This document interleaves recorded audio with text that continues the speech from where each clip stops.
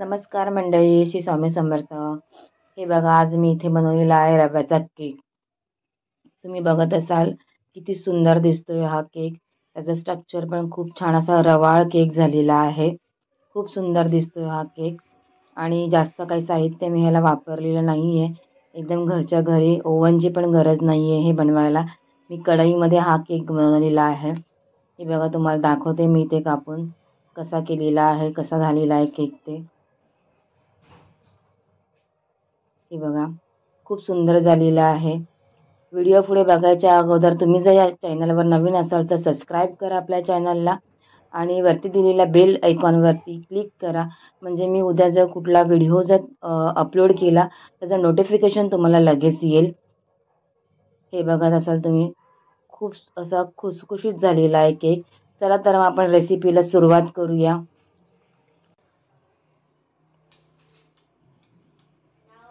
इथे मी एक वाटी रवा घेतलेला आहे.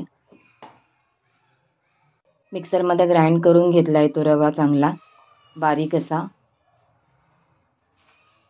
तुमच्याकडे बारीक रवा असेल तर तुम्ही तो असाच घेतला तरी पण चालेल.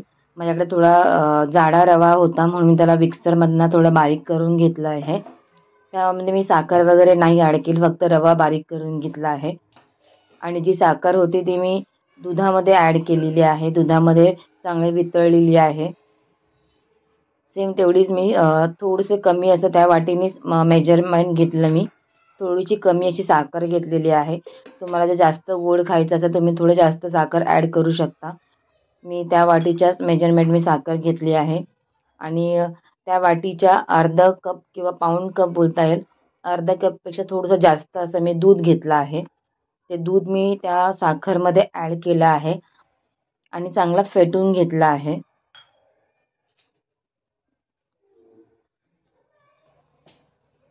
ही साखर चांगली विरघळेपर्यंत मी फेटून घेतलेला आहे दुधाला.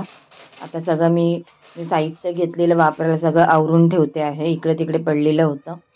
आता मी जी साखर होती मी फेटलेली दुधामध्ये त्याच्यामध्ये थोडंसं दही घातलं आहे मी. एकदम छोटा, म्हणजे जी वाटीने मी रवा घेतलेला त्याच्या पाव कप मी पाव वाटी मी दही घेतलेलं होतं. दही रव्यामध्ये टाकलं मी.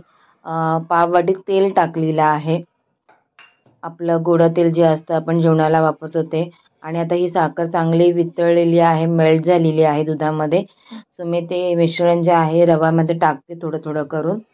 पूर्ण नाही टाकणार आहे मी, थोडं थोडं करून टाकणार. जसं मला त्याची कन्सिस्टन्सी बनवायची असेल, जसं मला थिक पाहिजे, किती पातळ पाहिजे, त्यानुसार मी थोडं थोडं दूध त्यामध्ये ॲड करते आहे. हे बघा, तसं अजून खूप घट्ट आहे. इथे मी व्हॅनिला एसेन्स घेतला आहे, 1 चमचा व्हॅनिला एसेन्स घातला याच्यामध्ये मी. व्हॅनिला एसेन्सने टेस्ट खूप छान येतं, छान सुगंध त्याचा येतं. त्याचं खाताना पण त्याच्यामध्ये जे टेस्ट लागते व्हॅनिला एसेन्सची खूप वेगळी लागते.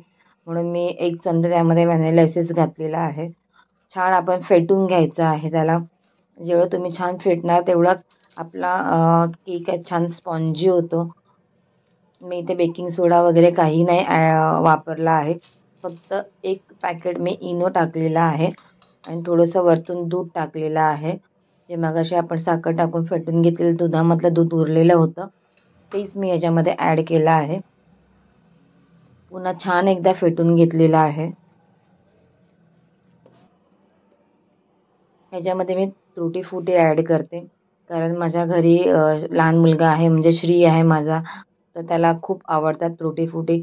इवन मला पण तुटी फुटी खूप आवडतात.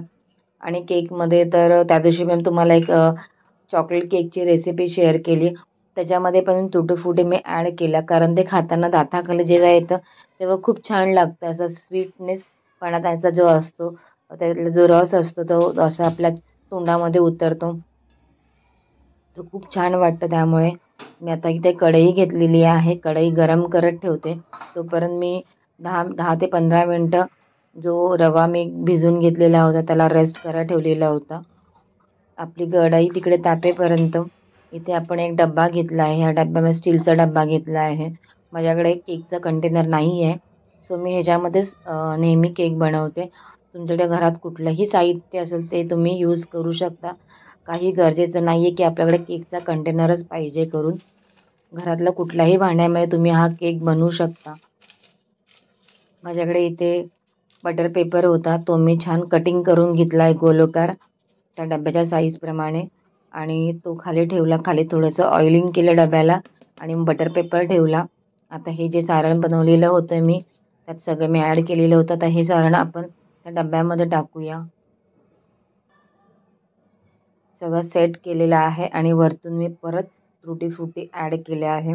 कारण केक जेव्हा आपला बेक होणार तेव्हा ते छान वरती मस्त फुलून येतात. तेव्हा खूप सुंदर दिसतात त्या तुटीने फ्रुटी. 2-3 कलरचे असतात. ग्रीन कलर म्हणजे हिरवा कलर, लाल कलर आणि पिवळ्या कलरच्या असतात.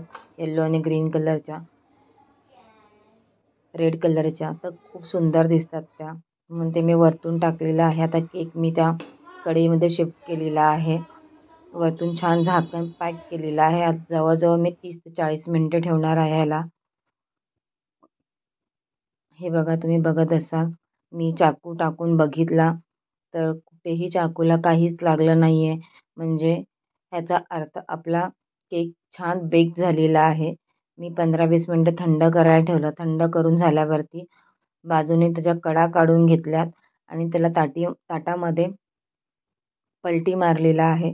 जो खालचा आपण बटर पेपर लावलेला असतो, तो हळू हाताने काढून घ्यायचा. हे बघा, तो अलगद निघतो. मी तो बटर पेपर काढून घेतला आणि केक पलटी करून पुन्हा ताटामध्ये ठेवला. तुम्ही बघत असाल, खूप असा स्पॉन्जी झालेला आहे केक. लिटरली म्हणजे त्यातून तो तुटतो आहे एवढा स्पॉन्जी झालेला आहे. आणि हा केक लहान मुलं खूप आवडीने खातात. तुम्ही त्यांना मधल्या वेळेत कधी भूक लागलेली असेल किंवा जर सकाळी शाळेत जायला खूप लेट झालेला असेल, टिफिन बनवायला कधी नाही मिळालं, तर तुम्ही हा बनवून स्टोअर करून ठेवू शकता. 8-10 दिवस तरी आरामात राहतो हा केक आणि त्यांच्या डब्याला पण तुम्ही मुलांच्या डब्याला हा केक देऊ शकता. हे बघा, मी इथे कटिंग करून पण तुम्हाला दाखवलं आहे. खूप स्पॉन्जी झालेला आहे केक. आतमधले जे तुटीने फ्रुटी आहेत, छान दिसतात आहे. सगळीकडे त्या व्यवस्थित लागलेल्या आहेत तुटीने फ्रुटी. खूप सुंदर झालेला आहे. तुम्हाला पण जर हा असाच केक बनवायचा असेल, तर हा व्हिडिओ माझा शेवटपर्यंत नक्की बघा आणि तुम्ही पण हा असा केक ट्राय करा. बघा, ह्याच्या कडा पण खूप सुंदर दिसतात आहेत. छान ब्राऊन झालेला आहे. असं एकदम रवाळ झालेला आहे केक हा. खूप छान झाला, टेस्टी पण खूप झालेला आहे. तुम्ही ह्या व्हिडिओला लाईक करा, शेअर करा. धन्यवाद मंडळी.